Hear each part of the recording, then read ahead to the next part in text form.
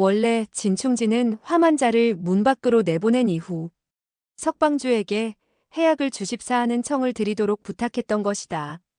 폐해석은 그의 눈을 살피고 맥박을 짚어본 결과 중독 증세가 대단하지 않다는 것을 확인할 수 있었다. 방주가 고개만 끄덕이면 이쯤은 단번에 해독시킬 수 있다. 본래 그는 석방주가 독을 쓴 이상 가볍게 용서하지 않을 것이며 젊은 나이에 수단이 악랄하여 걱정이라고 생각하면서 방주를 찾아온 것이었다. 그런데 뜻밖에도 입을 열자마자 용서를 받게 되고 석방주가 자기의 말에 순순히 따르자 그를 치료하는 일이 어렵지 않겠다고 생각했다. 이후 커다란 일에 부딪히게 되었을 때도 이런 방법을 쓰면 큰 병고는 없으리라고 생각하니 여간 기쁘지 않았다. 폐해석이 방에서 나간 후 석파천은 시검에게 자기의 궁금증을 물어보았다. 그제서야 그는 장락방의 총단이 진강이라는 남북 요도에 위치한 큰 고을에 위치해 있음을 알아내었다. 그 석파천은 장락방의 방주이며 장락방은 내삼당과 외오당으로 나뉘어 있으며 석파천이 방의 무리를 통솔하고 있다는 것도 알아내었다. 방에는 구름처럼 많은 고수들이 있고 최근에 크게 세력을 떨치게 되어 폐해석과 같은 커다란 재간을 지닌 사람도 방에 귀의하게 되었다는 것이었다. 이로 미루어 장락방의 기세는 정말 엄청난 것임을 알 수 있었다. 그런데 장락방이 도대체 강호에서 어떠한 일을 하고 있는 조직이며 설산파와 어떤 원한이 있는지 시검 역시 하녀에 불과한지라 전혀 아는 바가 없었다.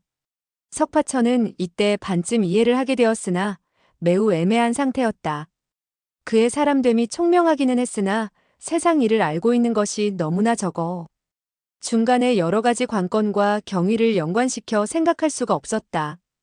그는 한참 동안 생각에 몰두하더니 입을 열었다. 시검 누나, 당신들이 아무래도 사람을 잘못 본 것 같소.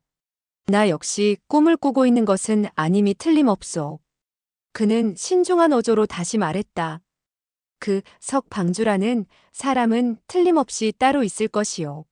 나는 다만 산속에 살고 있던 소년이지 무슨 방주인가 하는 사람은 아니외단. 시검은 웃으며 말했다. 천하에 설령 용모가 비슷한 사람이 있다 하더라도 이같이 똑같은 사람은 있을 수 없을 거예요. 그녀는 생글생글 웃으면서 다시 말했다. 도련님은 최근 무공을 연마하다가 아마도 머리에 충격을 받은 모양이에요. 그러니 저는 더 말씀드리지 않겠어요. 빨리 가서 좀 쉬도록 하세요. 그러면 모든 것을 차츰 기억하게 될 거예요. 석파천은 말했다. 아니요. 그렇지 않소. 나는 마음속에 풀지 못할 많은 의혹을 갖고 있소. 그 모든 문제를 당신에게 묻고 싶소. 그는 잠시 여유를 두었다가 다시 말했다. 시검 누나, 당신은 왜 하녀가 되었소? 시검은 눈가를 붉혔다. 누가 좋아서 하녀가 되겠어요? 저는 어려서 부모님을 잃었어요. 의지할 데 없는 저를 어떤 사람이 거둬들이게 되었지요. 그런데 그 사람은 몇 년 후 나를 장락방에 팔았어요. 두 총관께서 도련님을 시중들라 하기에 그때부터 도련님을 시중들게 된 거예요. 석파천은 말했다. 그렇다면 싫은 일을 하는 이보다 이곳을 떠나도록 하시오. 사실 나는 다른 사람이 시중을 들어줄 필요가 없소.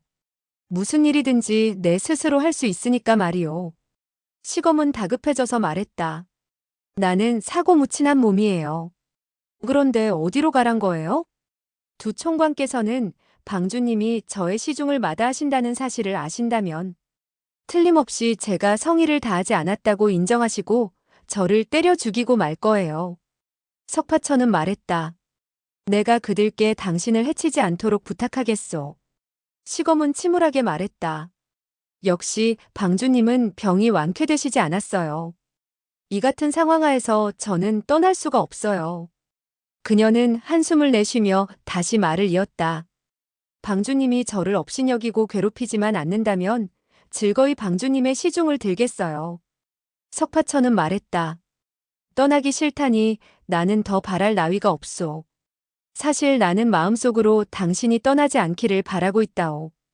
그는 고개를 갸웃하며 다시 말을 이었다. 그런데 내가 언제 당신을 괴롭혔소? 나는 한 번도 남을 괴롭힌 적이 없다오. 시검은 속으로 우습기도 하고 화가 나기도 해서 입을 비죽이며 말했다. 그렇다면 우리들의 석방주께서는 정말 개과천선한 셈이라고 모두들 인정하겠군요. 정말 축하할 일이네요. 그녀는 석파천이 전혀 경박한 태도를 보이지 않고 있는 것을 보고 속으로 기뻐했다.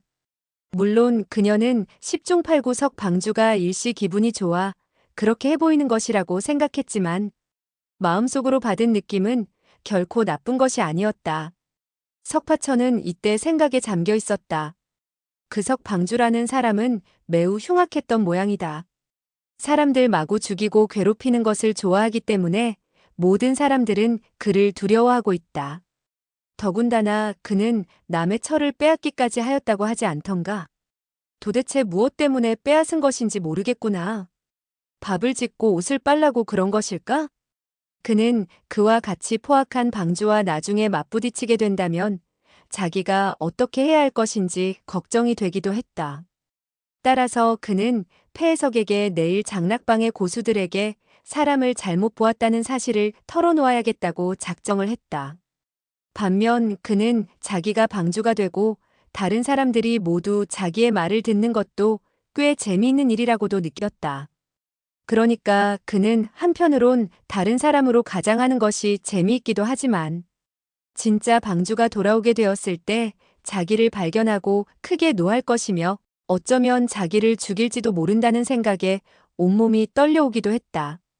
해질 무렵 부엌에서 8가지의 푸짐한 음식을 만들어 날라왔고 시검은 그가 밥 먹는 것을 시중들었다. 석파천은 그녀에게 함께 먹자고 했다.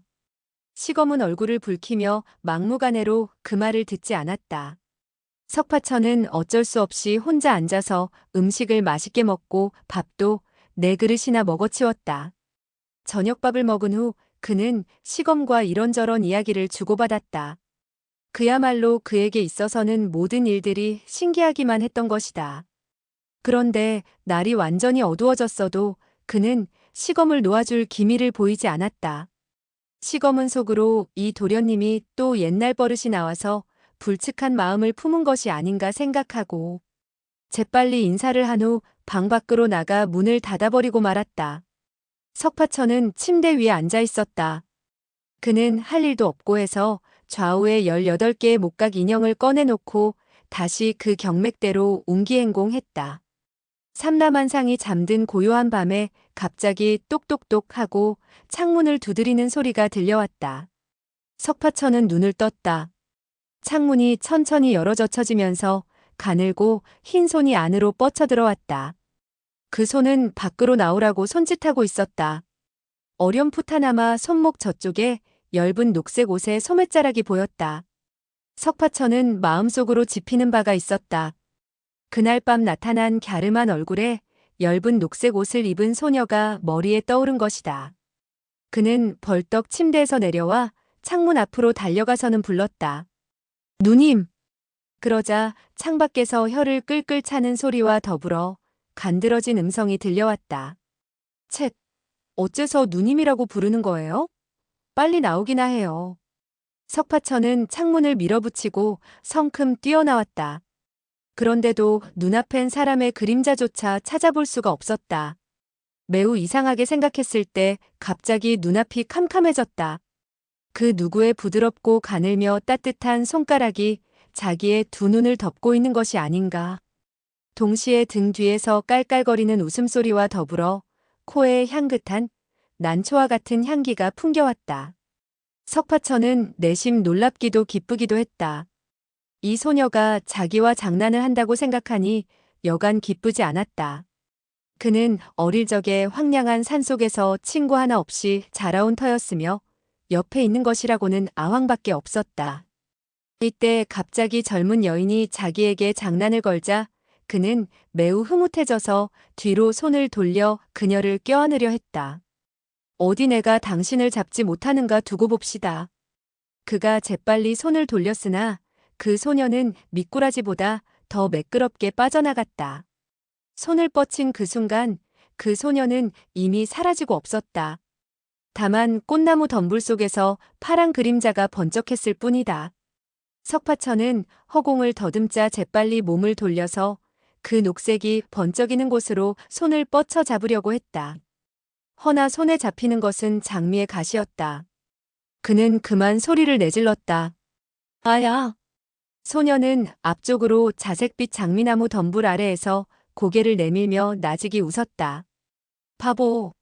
소리를 내지 말고 빨리 나를 따라와요.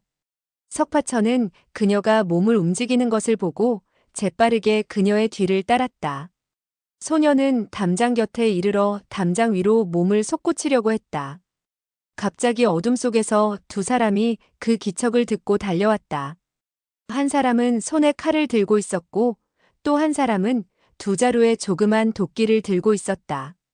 그들 두 사람은 소녀의 앞을 가로막고 호통을 내질렀다. 이게 서시오. 누구요? 바로 이때 석파천은 소녀 곁으로 다가가 서게 되었다. 두 사람은 화원을 순시하는 방의 제자들이었다. 그들은 석파천과 그녀의 히히덕거리는 표정을 보자 재빨리 양편으로 물러나며 허리를 굽혔다. 속하는 방주의 친구이신 줄 몰랐습니다. 용서하십시오. 그들은 소녀에게 약간 허리를 굽혀 사과한다는 태도를 취해 보였다. 그 소녀는 그들에게 혀를 낼름 내밀어 보이고 석파천에게 손짓을 하더니 몸을 날려 담장 위로 올라갔다. 석파천은 이토록 높은 담장 위로 자기의 재간으로는 도저히 뛰어 올라갈 수 없다는 것을 잘 알고 있었다. 그러나 소녀와 제자들이 자기를 주시하고 있다는 생각에 체면 불구하고 두 발로 땅을 차며 곧장 위로 올랐다. 정말 이상한 노릇이었다. 발밑에서 뜻밖에도 한 가닥 세찬 기운이 뻗쳐나오면서 휘익하니 그의 몸뚱아리는 담장 위에서 멈추지 않고 곧장 날렵하게 담장을 뛰어넘고 만 것이 아닌가. 두 명의 제자들은 깜짝 놀라 큰 소리로 칭찬을 했다. 훌륭하십니다. 곧이어 담장 밖에서는 쿵 하니 무거운 물건이 땅바닥에 떨어지는 소리가 들렸다.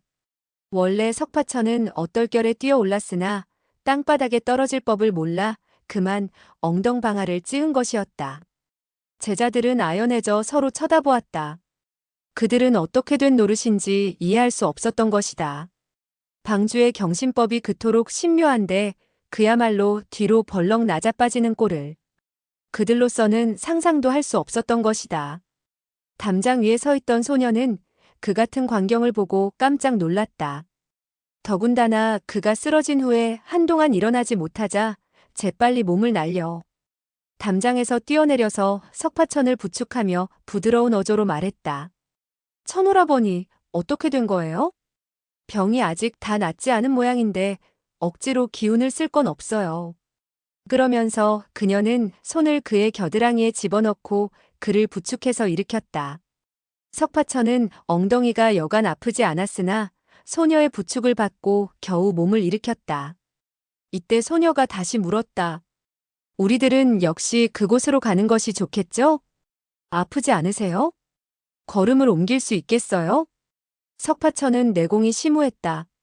조금 전에 엉덩방아를 찧었지만 삽시간에 아픔이 가시는 걸 느꼈다. 그는 말했다. 됐소.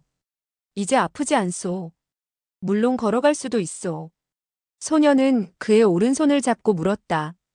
이 며칠간 만나지 못했는데 내가 보고 싶지 않던가요? 그러면서 그녀는 고개를 약간 쳐들며 석파천의 눈을 뚫어지게 쳐다보았다. 석파천은 청소하고 희며 고운 얼굴이 눈앞에 다가오는 것을 볼 수 있었다. 그녀의 조그만 입가에는 짓궂은 미소마저 떠올라 있었다.